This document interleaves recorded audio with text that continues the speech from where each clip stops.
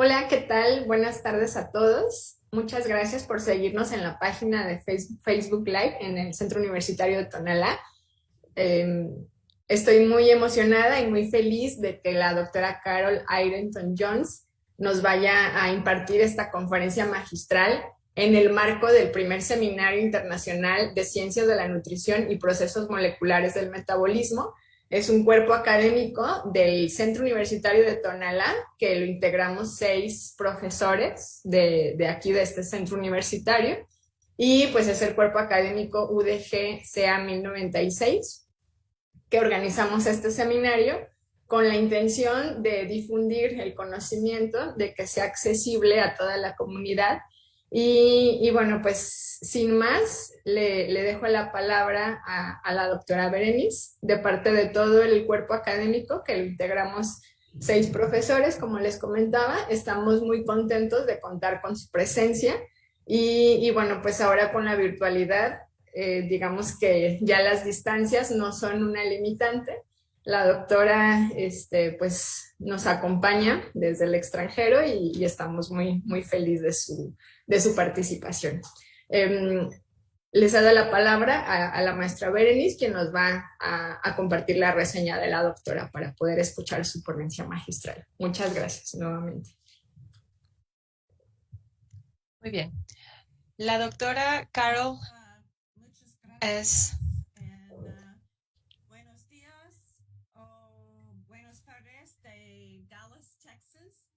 It is my pleasure to be here to speak. Es un placer estar aquí hoy con ustedes y quiero agradecer a Mariana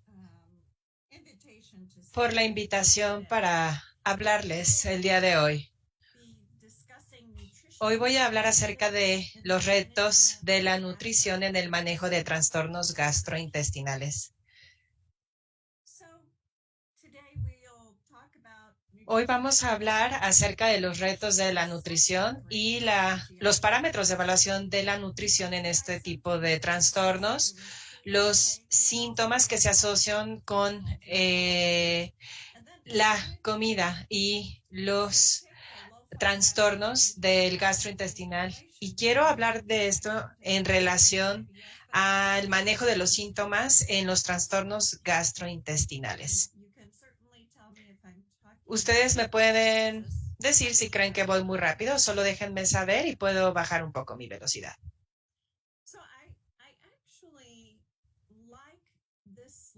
De hecho, me gusta mucho esta diapositiva y considero que esto es lo que encontramos cuando vemos a nuestros pacientes. Estos son los síntomas de los trastornos gastrointestinales, mismos que pueden estar asociados con la comida. Depende del alimento o del proceso de la enfermedad, pueden tener alguno de estos síntomas. Y quería comparar esto o realmente hacer el contraste contra lo que es una alergia por alimento. Cuando alguien tiene alguna alergia, es diferente a un proceso de enfermedad y lo que vemos,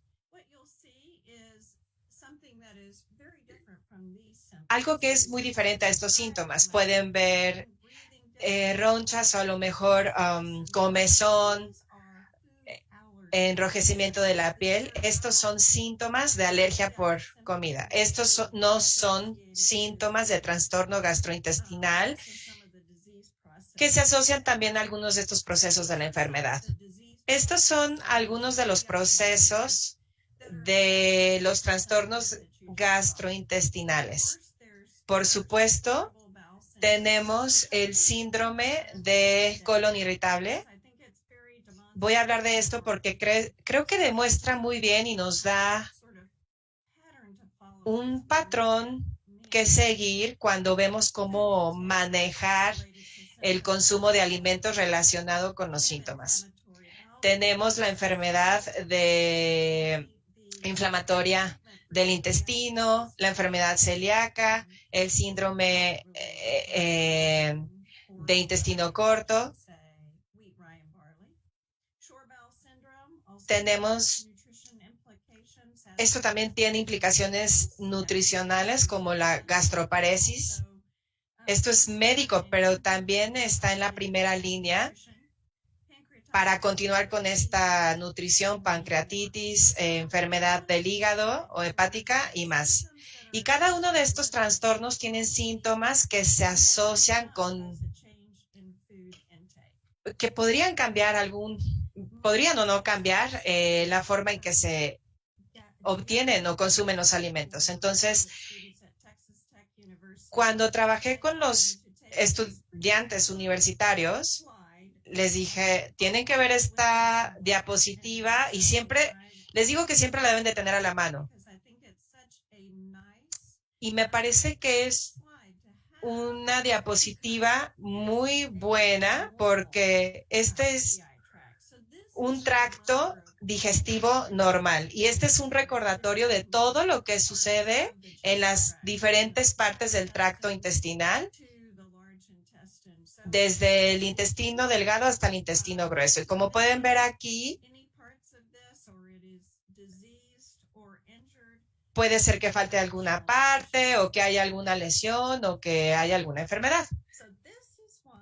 Entonces, es por esto que necesitamos hacer una evaluación de nutrición a fondo cuando vemos a nuestros pacientes. Esto es real si es un paciente, pero mucho más real si no están internados, vamos. Porque pueden llegar a casa y decir, bueno, no sé, alguna enfermedad como IBS y necesito entender qué voy a hacer con esta enfermedad, pero en realidad se necesita invertir tiempo para entender la enfermedad. ¿Se diagnosticó o solo llegó?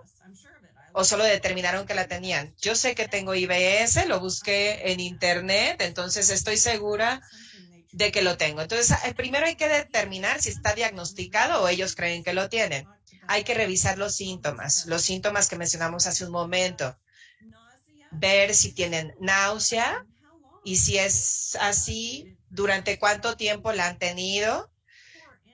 Quizá si la han tenido durante mucho tiempo, a lo mejor no han comido bien durante mucho tiempo. Si tienen gases, pueden ser, a lo mejor les duele comer, entonces por eso no se están alimentando bien.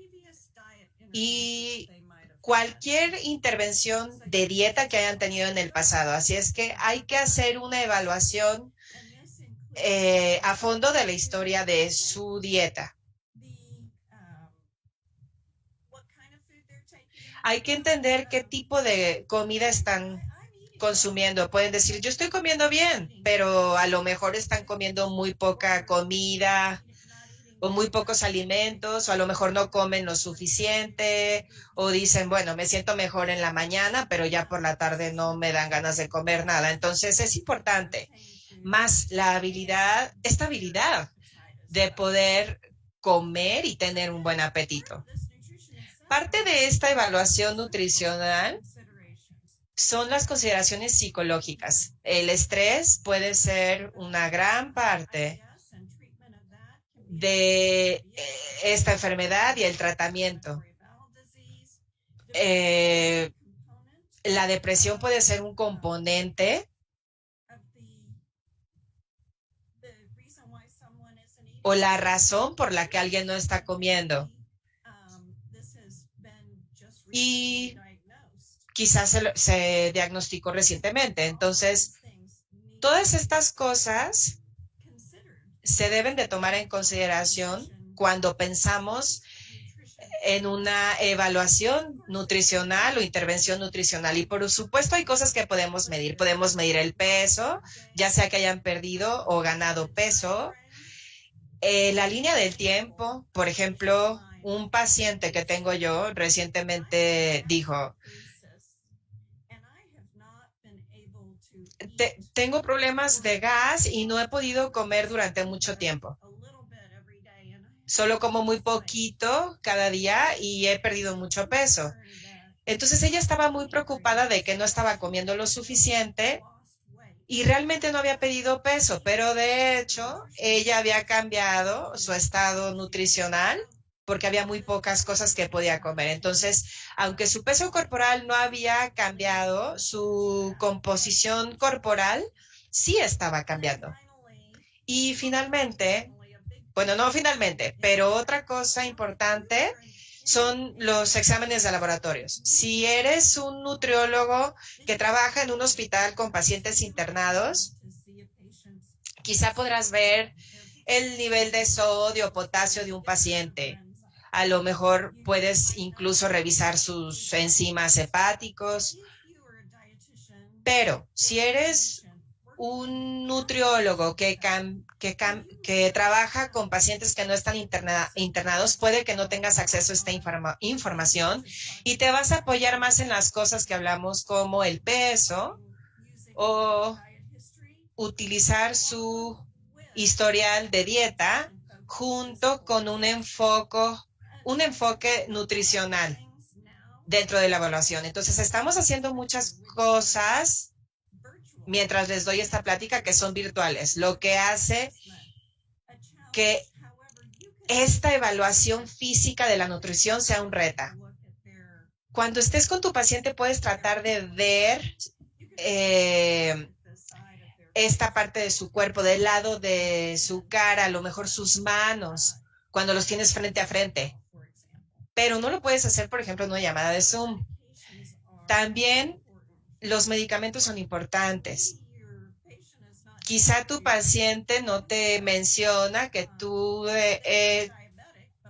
que son diabéticos, pero cuando revisas sus medicamentos te das cuenta que toman medicamentos para diabetes o para problemas cardiovasculares o de presión sanguínea. Entonces es importante revisar qué medicamentos toman. Y lo que yo considero que es muy importante cuando hablas con pacientes con problemas gastrointestinales es que ahí está el medicamento, pero quizá no te mencionan qué suplementos toman. Entonces creo que es muy importante y puede que tengamos más tiempo para hacer esto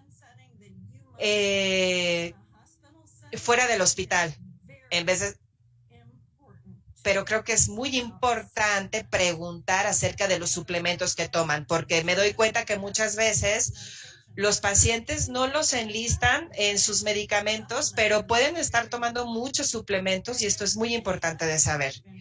Y también cualquier otra intervención que puedan tener. Algunas personas han tenido pruebas muy específicas, algunas personas con este tipo de trastornos gastrointestinales han tenido pruebas de sensibilidad hacia alimentos que no están basados en evidencia, pero estas pruebas pueden causar que ellos limiten lo que comen de forma significativa, lo que puede ser un problema y causar algunas de estas deficiencias nutricionales también. Es importante hacer una evaluación nutricional muy buena, ya sea que estén en el hospital o fuera del hospital o en consulta privada. Ahora, vamos a hablar acerca de los trastornos funcionales de las enfermedades gastrointestinales y me quiero enfocar primordialmente en el síndrome de intestino irritable y este para mí es un muy buen modelo de manejo. Entonces, vamos a hablar de estos trastornos gastrointestinales. Creo que estas son las razones más comunes por las que una persona va a un gastroenterólogo, al menos aquí en Estados Unidos. 40% de los problemas que un gastroenterólogo atiende o por la que una persona contacta a un gastroenterólogo son trastornos funcionales del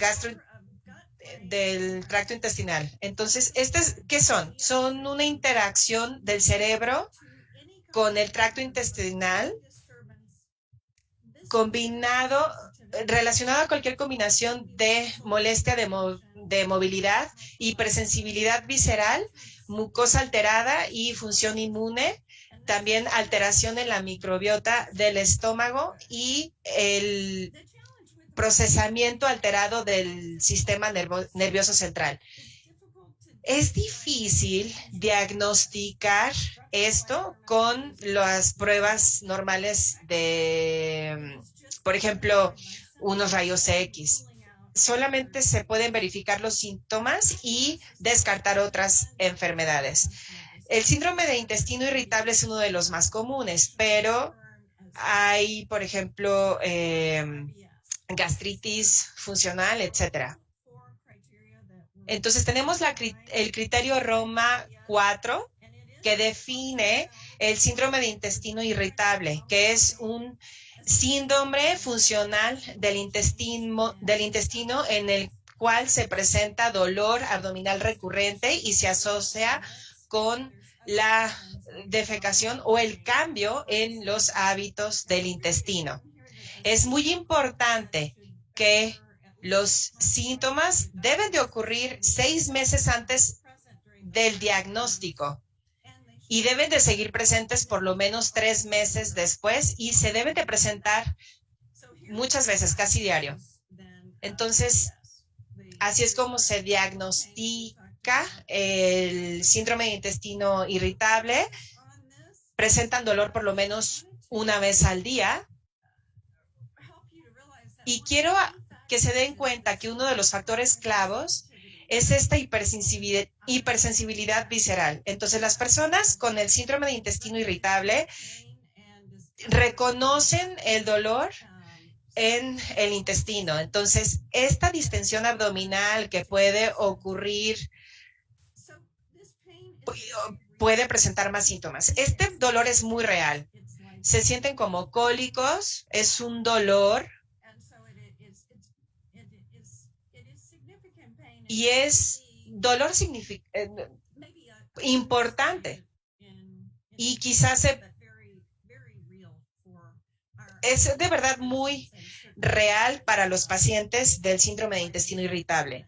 Y es por eso que ellos buscan tratamiento. Hay 3 subtipos de síndrome de intestino irritable. Tenemos la IBS-C, que es el estreñimiento, el IBS-D, que es diarrea. Si no utilizas la escala de Bristol, sugiero que lo uses porque es bastante bueno tenerlo a la mano. Tú le puedes mostrar al paciente la escala y ellos pueden describir sus hábitos y a veces es más fácil para ellos explicar lo que sucede de esta manera. Y algo que me gustaría mencionarles es que no todos tienen un movimiento intestinal perfecto como un tipo 4, pero el tipo 3 y el tipo 5 pueden considerarse normales si de hecho no están asociados con dolor. Y estos son algunos de los tratamientos, los medicamentos y suplementos que se utilizan para pacientes con el síndrome de intestino irritable. Hay tratamientos para la diarrea, antiespasmódicos. Y de hecho he tenido muy buena suerte recientemente con el aceite de menta con mis pacientes, laxantes, también con Pepogest. La utilización de fibra. De hecho, utilizo mucho la fibra con mis pacientes para aquellos que tienen múltiples síntomas, como el Iberogast, que presenta muchos retos también. Entonces, la dieta y el síndrome de intestino irritable. Por esto, el síndrome de intestino irritable para mí es un modelo porque la dieta se considera que era una parte muy importante de las quejas que tienen las personas. Entonces, cuando esta dieta se estaba desarrollando, el nutriólogo que se identificó por esta incidencia de los carbohidratos Sue Shepherd, Which cuando entrevistaba a los pacientes y hablaba acerca de qué alimentos les causaban problemas, era como muy común y los pudo identificar aquellos que causaban síntomas y los que no. Entonces vio cómo algunos alimentos producían gas, otros que se asociaban con fructosa, y eso se diagnosticaba como diarrea por el jugo de las frutas. Y a lo mejor ustedes pueden reconocer algunos de estos, pero Monash hizo el FODMAP, que son oligosacáridos, disacáridos, monosacáridos y polios fermentables. Y este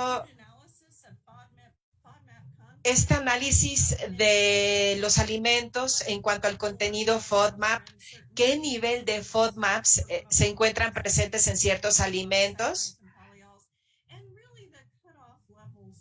y realmente estableció los límites de tolerancia. Entonces, esta dieta de eliminación FODMAP también definió cursos de acción con intervención en la dieta, y esto mejoró los resultados de los pacientes. Entonces, esto se basa en evidencia. Entonces, ¿cuáles son estos? Son carbohidratos que son difíciles de absorber, de cadena corta. Esto es importante. Son carbohidratos, no son proteínas, no son grasas, son carbohidratos. Son pequeños en tamaño molecular y se fermentan rápidamente. Entonces, hacen distensión en el lumen del gastrointestinal, incrementan la producción de gas, incrementan dolor, y los oligosacáridos son los galactos o fructanos. Los disacáridos son lactosa, monosacáridos fructosa, y los polioles que son por alcohol, azúcar por alcohol. Y esto es algo que yo creé para mostrarle a mis pacientes porque creo que es muy ilustrativo. En la dieta hay alimentos en la dieta, fructosa, lactosa, polioles, galactos. Y esto es lo que hacen esos alimentos. Pero para los pacientes que tienen síndrome de intestino irritable, quizá estos síntomas se pronuncien más por la hipersensibilidad que pueden presentar, el cambio en la microbiota, etcétera. Y apenas empiezan a reconocer los cambios. Entonces, los síntomas en cambios de movilidad, dolor y gas. Esto es algo más que me gusta utilizar con mis pacientes, debido a que considero que explica. Tenemos los oligosacáridos que no se absorben en el intestino delgado porque no tenemos ni siquiera los enzimas necesarios para poderlos romper. Entonces, es la bacteria la que los interviene, y por eso se produce el gas. Entonces, si entra agua al intestino delgado, después pasa al intestino grueso, pero no se absorben y siguen produciendo gas, y esto produce inflamación, dolor. Y la lactosa es cuando las enzimas de la lactosa se pueden asociar también con la diarrea, dolor y los gases. Entonces, depende del consumo, y no necesariamente pasa en todas las ocasiones. Entonces, vamos a ver más acerca de los oligosacáridos. Esto es un grupo. Y los fructanos se deberían de separar. Por ejemplo, los fructooligosacáridos. Recuerden que no estamos hablando del gluten ni del componente de la proteína. Estamos hablando del componente del carbohidrato. Por ejemplo, lo que es el trigo, etcétera.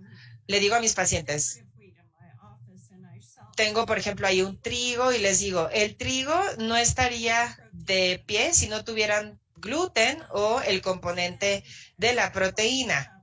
Y es por eso que siempre decimos, puedes intentar consumir productos sin gluten porque pues están libres de estos granos, pero esto no quiere decir que tú seas sensible o alérgico al gluten.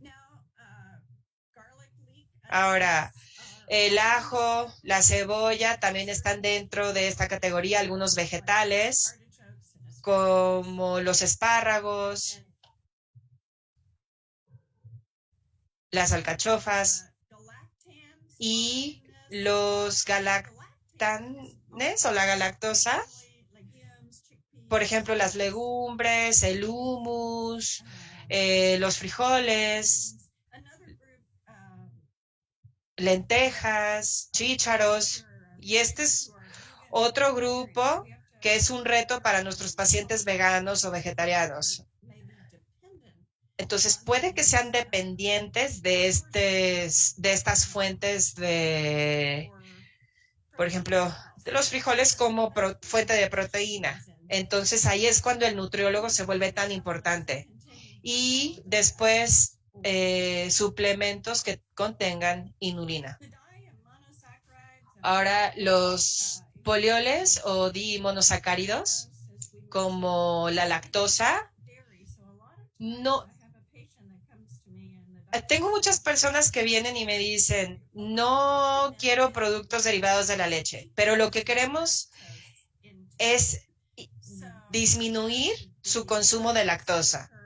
La lactosa puede venir de la leche de vaca o de cabra y puede también ser el caso que tengan deficiencia de lactasa, que también se necesita. Entonces, la leche tiene como 16 gramos de lactasa, entonces los pacientes sí pueden tolerar hasta 4 gramos de lactasa. Y en algunas frutas y vegetales hay fructosa excesiva, hablando de fructosa. Por ejemplo, está el agave, el azúcar. Por ejemplo, el azúcar no tiene tanta fructosa, aunque parezca raro, pero la manzana, las peras y que tienen polioles. Y es interesante, pero he tenido varios pacientes que toleran el sorbitol, pero no la fructosa y en reversa, o el aspartame, sacarina, etcétera. Entonces, eso también se puede convertir en un reto. Por lo general están listos para limitar, hay que estar listos para limitar estos alimentos y después regresarlos a su dieta lo más pronto posible. Entonces, yo acabo de escribir una dieta baja en FODMAPs, pero al bajar estos niveles realmente hay resultados. Bueno, hay muchos estudios de FODMAPs. Ya les he dado algunas referencias y al final con gusto les comparto más, pero este es uno de mis favoritos que presenta en una prueba con adultos que tienen este síndrome. Se les hizo la dieta FODMAP a la mitad y a la otra mitad no, y realmente presentaron una mejora considerable. Hay mucha evidencia que soporta esta terapia. El Colegio Americano de Gastroenterología acaba de sacar algunos lineamientos en el 2020, lineamientos para manejar el síndrome de intestino irritable. Pero mencionan que puede ser difícil mostrar eficacia si el nutriólogo no se involucra. Entonces, siento que esto es tan relacionado a la dieta y tan complejo. Tengo muchos pacientes que llegan con un papel y están tan confundidos. ¿Qué demonios se trata? ¿Qué tengo que hacer? Y es por eso que es importante que los nutriólogos entiendan esta dieta y que la estudien un poco más. Una vez no es suficiente. Hay que estudiarla estudiar la dieta, los alimentos y determinar cómo pueden ellos ayudar a los pacientes con esta dieta. Los pacientes no se quedan en una dieta FODMAP para siempre.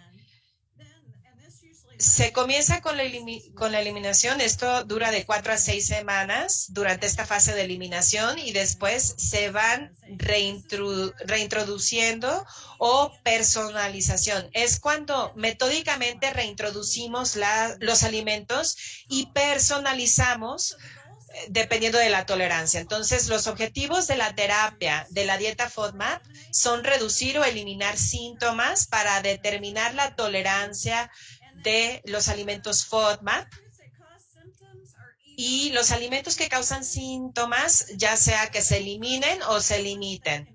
Entonces, primero hay que entender cuánto realmente pueden tolerar y liberar la dieta lo más posible y utilizar alimentos alternativos. Por ejemplo, si las manzanas son tu fruta favorita, pero te das cuenta que no las toleras, lo que queremos hacer es encontrar algún alimento que pueda funcionar. A lo mejor nos damos cuenta que te encantan las fresas o algún otro tipo de berry, o puedes comer naranjas, ¿no? Esta podría ser un alimento alternativo. Sabemos que los resultados de la terapia de nutrición FODMAP es disminución de fermentación microbiana. Queremos disminuir esa producción de gas y activar a los metabolitos de forma osmótica. De esta forma se disminuye la distensión, lo que es muy importante especialmente para aquellos que tienen hipersensibilidad visceral. Esto ayuda en casos de diarrea o de estreñimiento. Y sabemos también, basado en evidencia, esto está probado. Siendo que sabemos todas estas cosas, y bueno, aquí, este es uno de mis estudios favoritos. Sé que es del 2005, hay más estudios desde entonces, pero seguimos en estos estudios para apoyar el hecho de que los FODMAPs se absorben muy mal por el intestino delgado, pasan al intestino grueso, donde suceden estos síntomas.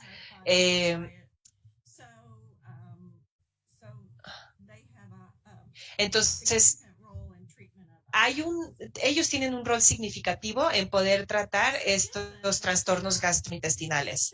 Siendo que estos alimentos que acabo de describirles se han documentado y se han investigado y sabemos que solo el cambio de dieta puede cambiar estos síntomas en pacientes con el síndrome de intestino irritable. Sabemos también que los cambios en la microbiota, ¿qué pasa si se aplica en la enfermedad celíaca o en algún otro síndrome inflamatorio? Sabemos que, por ejemplo, en la enfermedad celíaca tiene que ser dieta sin gluten. Sabemos que en la enfermedad de intestino inflamatorio o cuando la enfermedad de Crohn está en remisión, se recomienda alta fibra o quizá una dieta de baja fibra sea mejor tolerada. Entonces se puede tener una discusión de tener una dieta vegetariana, pero cómo esta dieta vegetariana se puede asociar con algunos de los síntomas del síndrome de intestino irritable. Por ejemplo, en el síndrome de intestino corto, sí limitamos algunos carbohidratos, fructosa, polioles, y esto puede ser un reto en este síndrome de intestino corto. Entonces, la dieta FODMAP ha demostrado el mejorar los síntomas y sabemos con este diagnóstico que tenga también el síndrome de intestino irritable o alguna enfermedad que presente estos síntomas. Por ejemplo, la enfermedad del intestino inflamado es una respuesta sistémica inmune que lleva a la inflamación extraintestinal. Ahora, la diferencia aquí con diagnosticar el síndrome de intestino irritable es, por ejemplo, la anemia o que puede haber fiebre, problemas al defecar. Estas no son no son síntomas del síndrome de intestino irritable. Sin embargo, sí hay otros como el vómito, el dolor abdominal, la diarrea, pérdida de peso. Entonces, es posible que al utilizar algunos de los principios de la dieta FODMAP y limitar algunos de estos alimentos que se asocian a estos retos que presentan las personas con el síndrome de intestino irritable, podrían incluirse en la dieta de alguna persona como con colitis y podrían ellos tener una mejoría en los síntomas. Con la enfermedad celíaca, muchas veces con la enfermedad celíaca, aunque ya bajan el consumo de trigo y otros cereales y pueden mejorar síntomas como inflamación, distensión, mientras eliminaron estos componentes claves de la dieta.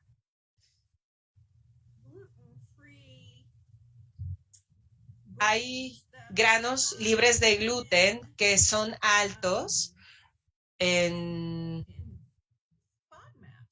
FODMAPs. Quizá no han eliminado el ajo o la cebolla o estos alimentos que son altos en fructosa. Entonces, podría ser apropiado una vez que sabes que ya no se está consumiendo el trigo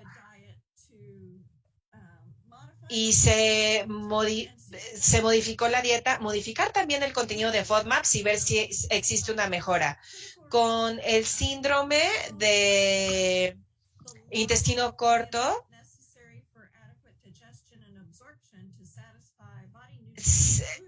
hay una masa debajo de la cantidad mínima necesaria para tener una digestión adecuada.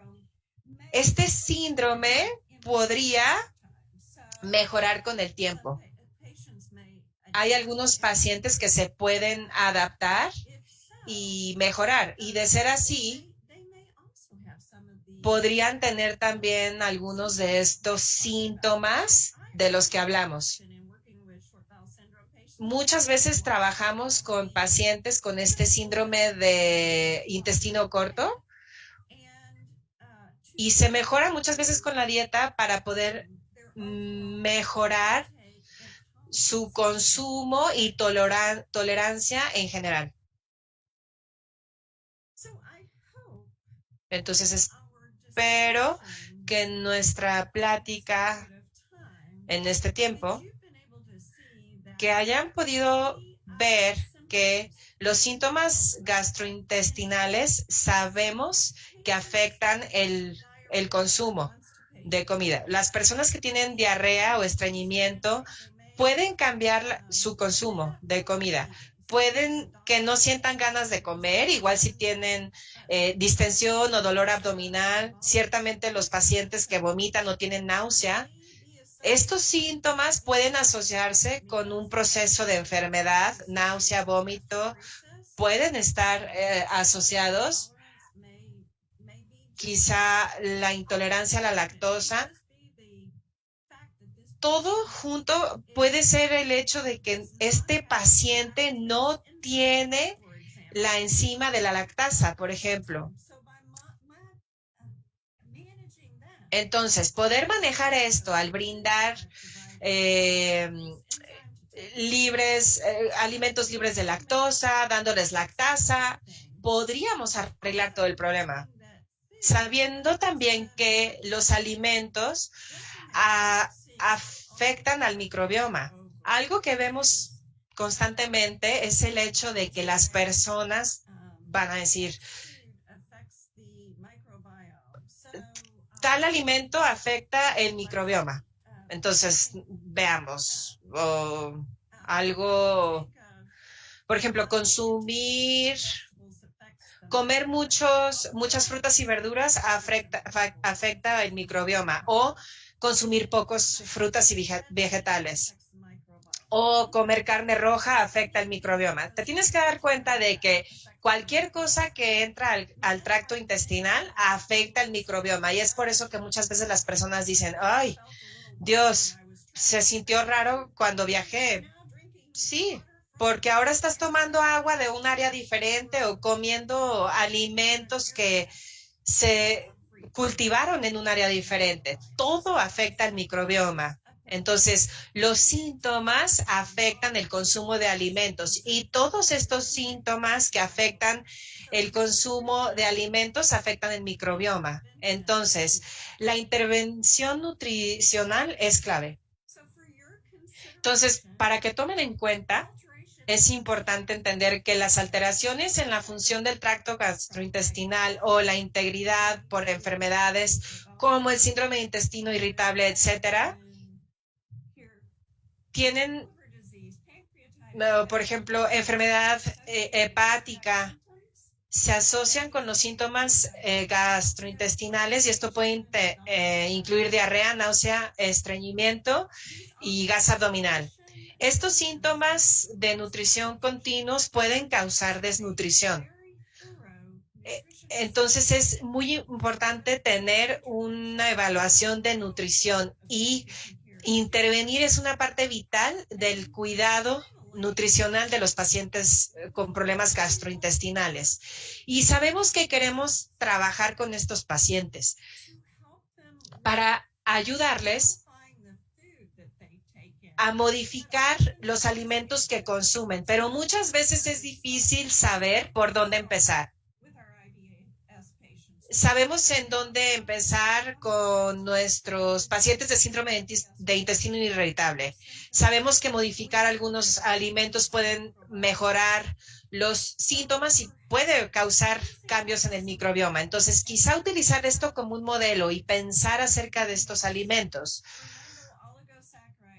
Estos oligosacáridos, disacáridos, monosacáridos y polioles, que son maravillosos, podrían ser útiles para nuestros pacientes con enfermedad celíaca o cualquier otro tipo de síndrome gastrointestinal. Entonces, los alimentos. Eso es todo lo que quiere. Las personas quieren comer sus alimentos favoritos, y se puede hacerlo sentir mal, puede que presenten desnutrición. Si tienen alguna enfermedad sobre de esto, puede causar síntomas y puede causar un cambio en el microbioma de su estómago. Entonces, modificando la selección de alimentos puede mejorar los síntomas, lo que es nuestro objetivo. Y nuestro objetivo también debe de ser poder volverles dar a nuestros pacientes los alimentos que a ellos les gustan, así como la nutrición. Y con esto tengo algunas referencias que quiero compartir con ustedes. Les voy a mostrar esta diapositiva. Y les voy a compartir esto a mis colegas, y quiero preguntar si ustedes tienen alguna pregunta que yo pudiera contestarle en estos pocos minutos que nos quedan. Entonces le regreso el micrófono a ustedes y me pueden dejar saber si tienen alguna pregunta que yo pudiera contestarles.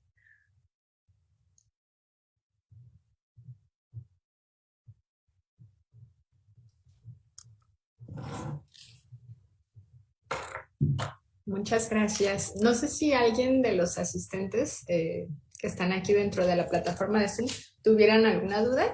Si no, en lo que alguien se anima a preguntar, yo sí quisiera preguntarle a la doctora Carol, con el uso de suplementos, ¿qué tan, digo, supongo que es muy individualizado, pero qué tan frecuente sería o qué tan pertinente sería la recomendación de algún probiótico o simbiótico para los pacientes.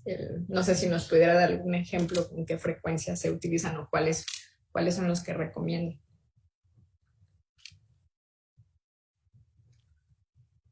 Thank you for that question. Gracias por esa pregunta. Diría que los pacientes con enfermedades gastrointestinales muchas veces hacen dos cosas. O son probióticos que toman por su cuenta y enzimas gastrointestinales. Pues ellos piensan, bueno, la razón por la que yo me siento mal es que tengo mala bacteria y no debo de tener suficientes enzimas. Sin embargo, hay investigación en torno a los enzimas en este momento, pero no tengo evidencia que apoye el uso de enzimas en tratamientos exitosos diferentes a la lactasa que se utilizan para síntomas por la lactosa. No tengo yo entendimiento de que realmente funcionan. Desde el punto de vista de los probióticos, esto es una enorme, maravillosa pregunta. Y a lo que me refiero es que los datos. Permítanme encontrar la palabra. Realmente es una compilación de muchos estudios de probióticos y creo que vino del Colegio Americano de Gastroenterología, pero creo que por ahí tengo un estudio en donde investigaron los probióticos y encontraron que hay muy pocos lugares en donde los probióticos tienen aplicación, pero realmente no hay buenos datos que muestren que los probióticos de hecho tienen un rol en el tratamiento de síndrome de intestino irritable o enfermedad celíaca, etc. Las personas quieren utilizarlo.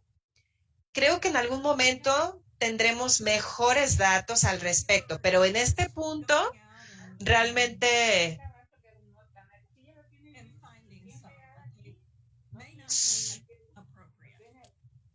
pudiera no ser apropiado el consumirlos. Yo no recomiendo los probióticos. Sin embargo, si un paciente quiere utilizarlos, si es un paciente de síndrome de intestino irritable, si ya están en su fase de reintroducción de alimentos, yo les digo, si quieren un probiótico, busquen uno que tenga muchas cepas y por lo menos una colonia de 10,000 billones. Intenten tomarlo 4 semanas. Si no ven diferencia, realmente no lo consuman. Pero yo no soy un fan de los probióticos en este punto. Puedo cambiar mi forma de pensar en un futuro. Eso es lo que hace la ciencia. ¿Alguna otra pregunta?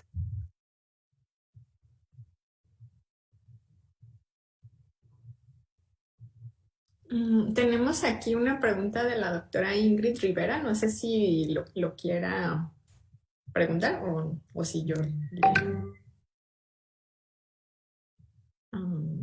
Bueno, igual yo la voy a preguntar. Dice que si considera apropiado el uso de suplementación de ácidos grasos de cadena corta.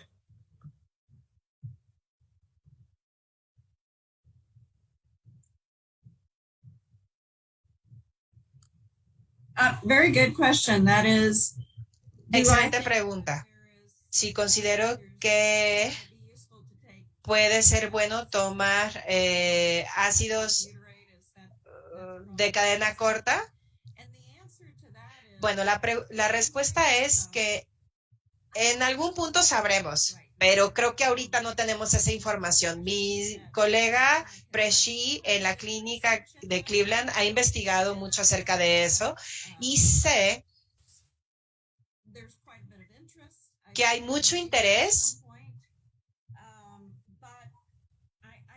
Creo que será bueno en algún punto, pero creo que no estamos listos todavía para lanzarlo. Pero sí considero que este tipo de ácidos de cadena corta, sabemos que tienen un rol importante en la nutrición y que típicamente vienen de la digestión y la absorción. Entonces, tomarlo de hecho, de facto, no sé. Quizá algún día.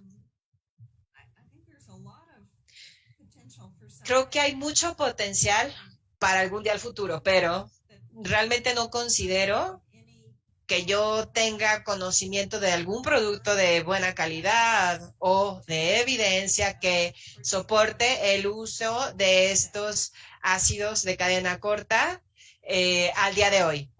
Y algo que sí mencionaría es que si tienes un paciente con el que estás trabajando y encuentras que su consumo de calcio está por debajo de lo que necesitan, entonces sí recomendaría suplementarlo con calcio porque el calcio es muy importante. Si tienes a alguien que tiene un nivel bajo de vitamina D, entonces absolutamente recomiendo que se le suplemente vitamina D. Estos son claves con pacientes con este tipo de síndromes que pueden tener deficiencias en estos tipos de vitaminas. Los suplementos basados en la anatomía gastrointestinal o la falta de consumo realmente, ciertamente deben de recomendarse. Y trabajo con muchas mujeres y casi siempre les recomiendo que tomen calcio. Muchas veces encuentro que las personas les va mal con la fibra. En los estudios que se han hecho en cuanto a los retos de la dieta FODMAP, es mala ingestión de fibra y de calcio. Entonces, sí hay que concentrarse en eso. Se tiene que considerar formas diferentes de obtener fibra. Y hay muchas frutas y vegetales que se pueden agregar a las dietas de las personas o brindarles algún tipo de suplemento de fibra también.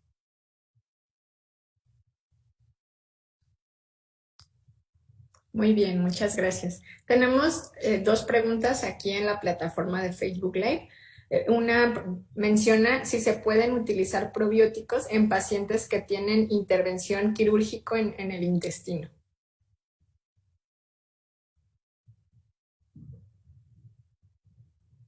Oh, that's a very good question. So excelente pregunta. Sí entiendo lo que me preguntan. Tú estás pensando que te vas a tomar un probiótico que puede tener un cultivo vivo y que este organismo va a absorber sistemáticamente lo que puede causar una infección sistémica. Creo que puede ser algo a considerar. Hemos investigado en cuanto a esto en relación a los probióticos y los pacientes con una línea central y el potencial a desarrollar una infección, y creo que la mayoría de estos datos estaban en pacientes pediátricos, y conforme pienso esto eran los probióticos que se agregaban a fórmula pediátrica. Entonces creo que es una idea. Sería seguro tomar estos organismos que son bacteria viva, supuestamente, si es que realmente lo son, pero creo que necesitamos regresar a la premisa original, y es, hay datos que soporten incluso utilizar un probiótico en un paciente que ha tenido una resección de intestinos, por ejemplo. Entonces hay que regresar a la literatura, a los libros, para ver si tú consideras si hay datos que soporten que esto pueda ser útil y cuáles son las consecuencias en potencia o potenciales o que se puedan derivar de hacer esto, ¿no? En un paciente en esas condiciones. Perfecto. Muchas gracias. Yo creo que una pregunta y cerramos la intervención. Preguntan um, cómo poder potencializar las enzimas y disminuir las bacterias que atacan el sistema aparte de los probióticos.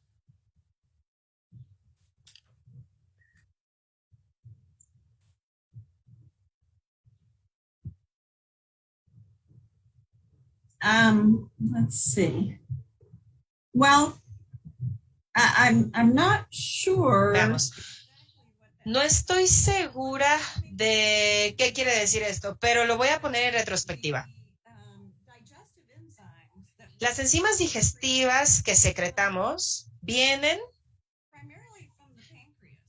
primariamente o principalmente del páncreas. Entonces es muy interesante que estemos pensando que podemos tomar enzimas que venden en las farmacias. Entonces, la mayoría de los pacientes que tenemos tienen enzimas que descomponen los alimentos.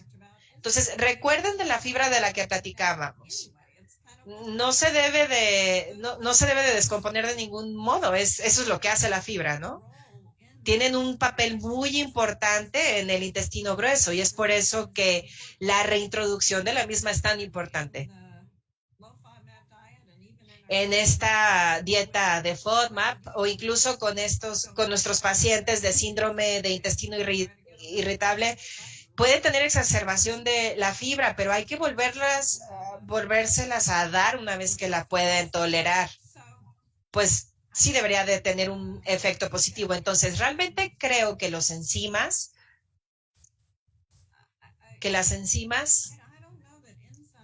no sé si las enzimas sean la respuesta o que los probióticos sean la respuesta. Creo que modificar los alimentos para que se pueda tolerar bien, si ustedes saben que estos carbohidratos en particular causan más inflamación o distensión o gases o falta de tolerancia, si podemos encontrar algo que no lo haga y que puedan tener mejor alimentación o tolerancia o nutrición, eso es lo que debemos de buscar, más allá de darles suplementos para decir, ok, creo que con esto lo voy a resolver. De hecho, por aquí tengo un suplemento. Este se llama Vinocest. Es un alfa-galactósido para poder descomponer los frijoles. Y su función, lo que puede hacer es mejorar a lo mejor hasta un 5%, pero realmente no es la cura, vamos. Es solo una terapia. Entonces, lo mejor sería encontrar un sustituto o encontrar